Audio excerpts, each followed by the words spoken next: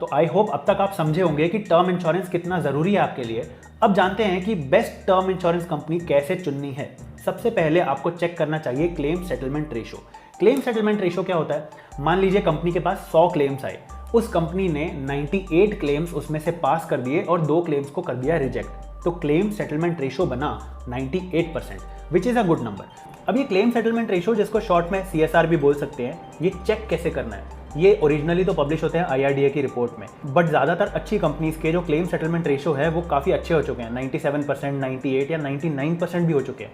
तो कंपनीज अपनी वेबसाइट पे भी प्राउडली दिखाती हैं, या फिर आप एग्रीगेटर्स जैसे पॉलिसी बाजार पे जाकर भी ये चेक कर सकते हो। और आगे जो मैं आपको डेटा पॉइंट्स बताऊंगा वो भी मैंने IRDA की रिपोर्ट से उठाए हैं। तो रिपोर्ट के अकॉर्डिंग ये टॉप 10 कंपनीज हैं जिनका क्लेम सेटलमेंट रेशो 97 या उससे ज़्यादा है, और बाकियों को अपन ने कर दिया है रिजेक्ट। इस टॉप 10 में काफ़ी बड़े नाम आ गए जैसे Kotak, HDFC, ICICI, max life etcetera. But अब प्रॉब्लम ये है कि हर कंपनी अपना क्लेम सेटलमेंट रेशो काफ़ी हाई रखती है, क्योंकि उसको पता है कस्टमर सबसे पहले यही चेक करता है। तो इसीलिए आपको एक दूसरी चीज़ देखनी है। वो दूसरी चीज़ है अमाउंट सेटलमेंट रेशो।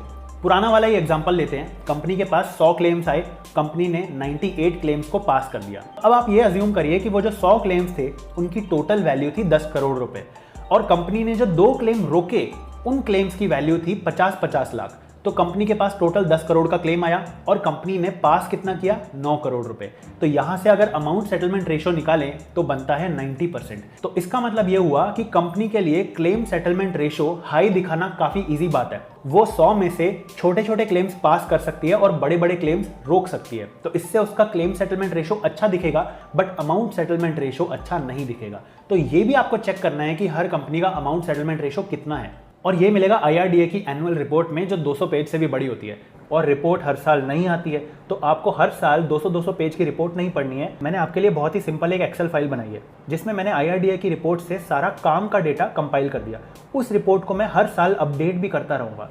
तो जब भी आपको फ्यूचर में अपडेटेड इन्फॉर्मेशन चाहिए तो बस आप वो एक्सेल डाउनलोड कर लेना, और जब भी आप डाउनलोड करोगे वो लेटेस्ट अपडेटेड मिलेगी आपको। तो जब मैंने अमाउंट सेटलमेंट रेशो चेक किया तो ये टॉप 10 कंपनीज निकल कर आती हैं जिसमें काफ़ी अच्छे अच्छे नाम हैं। कोटक है, ICICI, HDFC, max life, even कुछ ऐसे नाम हैं जो मुझे नहीं पता थे, आइगॉन एंड अवीवा।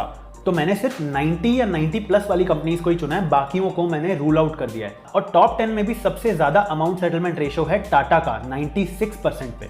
अब जो मैं चीज़ें चेक करूंगा वो मैं सिर्फ इन टॉप 10 कंपनीज के लिए चेक करूंगा, बाकियों को मैंने रिजेक्ट कर दिया। अब आपको चेक करना है क्लेम रिजेक्शन रेशो। कई बार क्या होता है कि कंपनी के पास बहुत सारे क्लेम्स आते हैं, उसमें से कुछ क्लेम्स अभी भी अंडर प्रोसेस चल रहे होते हैं और वो सेटलमेंट रेशो में दिखते नहीं हैं। तो आपको ये जानना भी जरूरी है कि कंपनी ने 100 में से कितने क्लेम्स अपफ्रंट रिजेक्ट कर दिए, और मैं उन्हीं कंपनीज को सेलेक्ट करूंगा जिनका क्लेम रिजेक्शन रेशो 1% से नीचे है। तो यही टॉप कंपनीज का अगर मैंने क्लेम रिजेक्शन रेशो निकाला तो मैंने Bharti, Aegon, Aviva, Max Life, ICICI and even Kotak, इन सबको मैंने रिजेक्ट कर दिया क्योंकि इनका 1% से ऊपर क्लेम रिजेक्शन रेशो है। तो अब मेरे पास बचे LIC, HDFC और टाटा AIA। इसके बाद मैं इनका AUM भी देखूंगा। AUM मतलब एसेट्स अंडर मैनेजमेंट। इसका मतलब ये होता है कि कंपनी कितना ज़्यादा पैसा मैनेज कर रही है, क्योंकि जितना ज़्यादा कंपनी अगर पैसा मैनेज कर रही है उतनी ज़्यादा कंपनी केपेबल है क्राइसिस के टाइम पर ज़्यादा लोगों का क्लेम पास करने के लिए।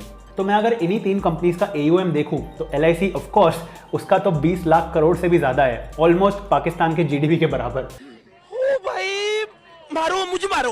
HDFC का है 37,000 करोड़ रुपीस और टाटा AIA का है 16,000 करोड़ रुपीस। तो तीनों कंपनीज के AUM काफी अच्छे हैं, इसमें घबराने की कोई बात नहीं है। अब फाइनली आपको एक और चीज चेक करनी है, वो है सॉल्वेंसी रेशो। सॉल्वेंसी रेशो क्या होता है? इसका मतलब कंपनी की जो लाइबिलिटीज हैं उसके कितना गुना उनके पास एसेट्स पड़े हैं, और रूल के अकॉर्डिंग ये 150% तो होना ही चाहिए। तो हर कंपनी को 1.5 का रेशो मेंटेन करना पड़ता है, ताकि फ्यूचर में अगर कोई कंटिजेंसी भी आती है तो उनके पास इनफ पैसा हो क्लेम्स पे करने के लिए। अब कंपनीज का ये रेशो हर क्वार्टर चेंज हो जाता है, तो ये इतना ज्यादा इंपॉर्टेंट नहीं है क्योंकि ऑलरेडी उनको रूल तो फॉलो करना ही है और 1.5 का मेंटेन करना है। बट हम फिर भी ये देखेंगे कि जितना ज्यादा होगा उतना अच्छा है। तो इन्हीं 3 कंपनीज का अगर सॉल्वेंसी रेशो देखें तो LIC का आता है 1.6, टाटा का है 2.68 और HDFC का है 1.88। तो तीनों के अच्छे हैं, बट यहाँ पे टाटा लीड ले लेता है। तो टॉप 3 पिक्स आए LIC, HDFC और टाटा। सबसे पहले LIC की बात करते हैं। ऑफ कोर्स देश का सबसे बड़ा इंश्योरर है, पाकिस्तान के GDP के बराबर तो इसका AUM है और पब्लिक का काफी ज्यादा ट्रस्ट है, नो डाउट।